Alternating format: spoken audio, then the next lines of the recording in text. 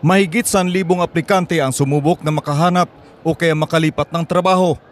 Nagtiyaga silang pumila ng napakahaba at maghintay ng ilang oras sa Labor Day Job Fair ng Dole Davao Region.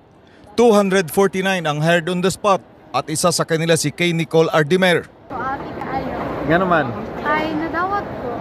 Hindi, wala pa ko nag-expect na ma-hire ko on the spot. Ayun, unsay trabaho nimo sa una, ma'am? Cashier. Anya karon?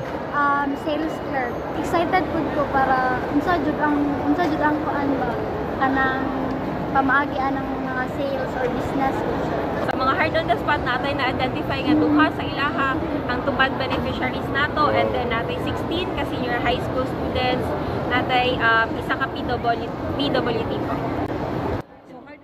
Maliban sa mga hired on the spot, mayroon ring mga near hire na umabot ng 257. Not necessarily na kung gamay ato ang number sa hard on the spot, ibig sabihin medyo nag-fail ang atong job fair. Kasi most of the positions po na available karon highly technical lang uban. So dili man na makaya og one round of interview lang, one set of interview. So mao nang naatay figure for near hire applicants.